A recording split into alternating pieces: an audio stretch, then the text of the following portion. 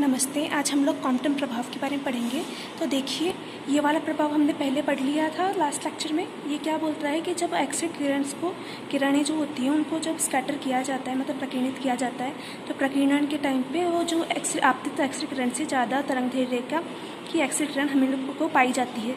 इसी प्रभाव को हम लोग बोलते हैं क्वांटम इफेक्ट। अब देखिए, उसमें हम लोगों ने देखा था कि जो क्लासिकल मैथड था वो इसे एक्सप्लेन नहीं कर पाया था, तो कॉम्पटन ने बताया कि हम लोग इसको क्वांटम मेथड से हम लोग इसको पढ़ सकते हैं। तो उन्होंने ये बोला कि जो एक्सरे है हम लोग उसको भी हम लोग ऐसा मान सकते हैं कि एनर्जी क्वांटम की बनी हुई होती है, उनके पास एनर्जी के साथ साथ में मोमेंटम भी होता है।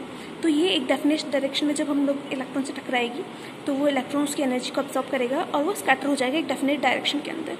तो देखिए, जब कॉम्पटन ने ये बोला कि जब भी एक्सरे किरण इलेक्ट्रॉन से टकराएगी तो वो क्या करेगी, कुछ ऊर्जा का क्षय करेगी। जब वो ऊर्जा का क्षय करेगी तो उतनी ही ऊर्जा इलेक्ट्रॉन एब्जॉर्ब करेगा और वो उसको गतिज ऊर्जा के रूप में काम में आएगी। दैट मीन्स जो इलेक्ट्रॉन होगा वो रिकॉइल होएगा उसी काइनेटिक एनर्जी के साथ जो कि एक्सरे ने गवाई है।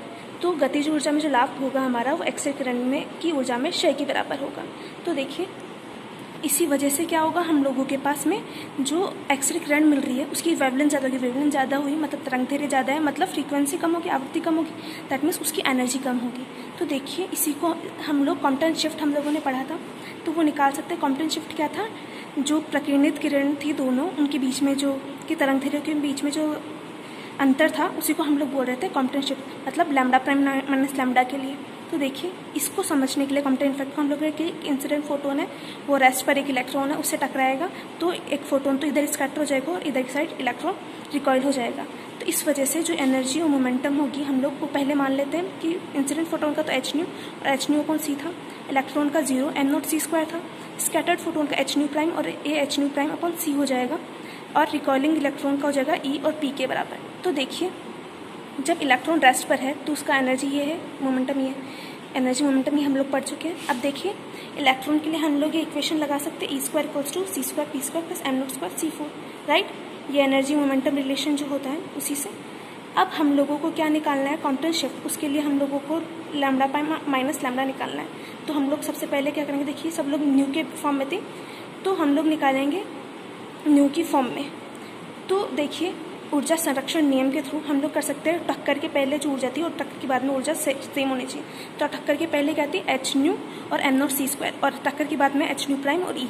तो हमारा हो जाएगा H nu plus M naught C square equals to H nu prime plus E K equal. तो ये हो जाएगा, इसको सिंप्लीफाई कर सकते हैं, H nu minus nu prime plus M naught C square equals to E equals to M C square. अब देखिए, वो जो दो वाली इक्वेशन थी हमारी, ये थी H nu minus nu prime plus M naught C square equals to E square M E जो थी उसको हम लोग स्क्वायर करके इसमें यूज़ कर सकते हैं। यहाँ पर क्या करेंगे, ई स्क्वायर की वैल्यू यहाँ पर डाल देंगे तो इससे हमारी ओवरऑल इक्वेशन हो जाएगी H square nu square plus nu prime square minus 2 nu nu prime plus 2 H M naught C square nu minus nu prime equal to C square P square.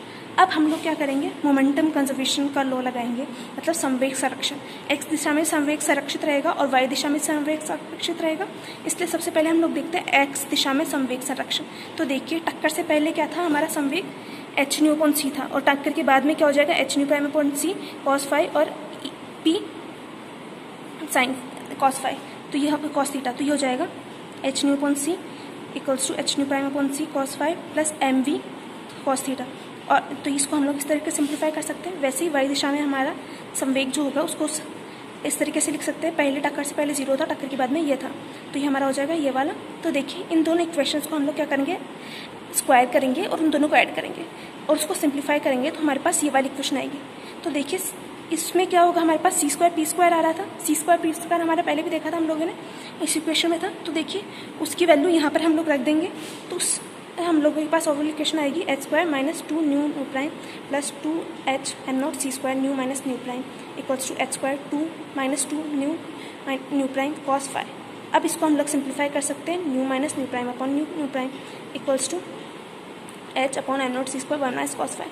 अब देखिए, इसमें न्यू की form में थी, अब हम लोगों को जब लैम्डा की फॉर्म में लिखना पड़ेगा तो ये इस तरीके से यही होगा, 1 upon new minus 1 upon nu prime, sorry 1 upon nu prime minus 1 upon new होगा ये वाली वैल्यू, तो इसको सी से मल्टीप्लाई कर सकते हैं, तो ये हमारे पास आ जाएगा lambda prime minus lambda equal to h upon m naught c 1 minus cos phi के इक्वल। यही हमारा होता है कॉम्पटन शिफ्ट, मतलब कॉम्पटन विस्थापन। तो देखिए इसमें ये जो एच एम नॉट सी है उसकी वैल्यू हम लोग रख सकते हैं, क्योंकि सी भी हमें पता है, एम नॉट भी हमें पता है, एच भी हमें पता है, तो ये होती है 0.0242 एंगस्ट्रॉम के इक्वल। अब हम लोगों को रिकॉइलिंग इलेक्ट्रॉन उसकी डायरेक्शन निकालनी हो, उसके लिए हम लोग क्या करेंगे, समवेग संरक्षण के हमारे जो दोनों आए थे, समवेग संरक्षण से हमारे एक्स दिशा में ये आया था और वाई दिशा में ये आया था, उसको हम लोग डिवाइड करेंगे। डिवाइड करने के बाद में कुछ नहीं किया हम लोगों ने, न्यू अपॉन न्यू प्राइम की वैल्यू हम लोगों के पास जो आएगी उसको तो हम लोगों ने निकाला है, जो कॉम्पटन शिफ्ट का फॉर्मूला था उससे निकालेंगे और हम लोग रख देंगे इसमें, और इसमें हम लोग h nu upon m naught सी स्क्वायर उसको अपना अल्फा रख देंगे। तो इससे हमारे पास आ जाएगा cot theta equals to 1 plus alpha 1 minus cos phi upon sine phi equals to cot theta 1 plus alpha tan phi by 2।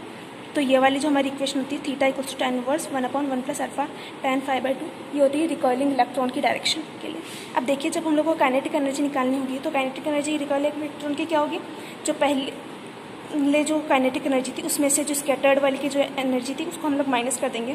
मतलब पहले जो फोटोन था एक्सरे फोटोन उसकी एनर्जी थी एच न्यू, अब स्कैटर्ड है उसकी एच न्यू प्राइम है, तो उसमें से इसको माइनस कर देंगे तो हमारे पास ओवरऑल काइनेटिक एनर्जी आ जाएगी। तो देखिए इसके लिए हम लोग को क्या करेंगे, ये वाला डेल्टा लैम्डा वाला फॉर्मूला है उसको भी यूज़ करेंगे। H nu minus nu prime आएगा हमारे पास, उसको हम लोग लैम्डा को न्यू वाली फॉर्म में निकाल सकते हैं। न्यू वाली फॉर्म में हमारा कुछ इस तरीके का होगा, राइट।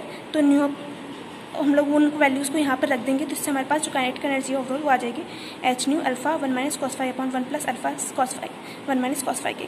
तो देखिए ये वाली जो चीज़ है हमारी वो क्या होती थी, डेल्टा लैम्डा अपॉन लैम्डा, और ये भी हमारे डेल्टा लैम्डा अपॉन लैम्डा होता है। तो इसलिए हमारा जो है K equals to h c upon lambda delta lambda upon lambda upon 1 plus delta lambda upon lambda, ये होती है काइनेटिक एनर्जी रिकॉइलिंग इलेक्ट्रॉन की। अब देखिए आज के लिए हमारे पास असाइनमेंट जो है वो ये है कि आपको निकालना है कि बताना है कि कॉम्पटन फैक्ट क्या होता है और इसका फॉर्मूला जो है डेल्टा लैम्डा का हम लोग कैसे निकालेंगे। आज के लिए इतना ही, थैंक यू।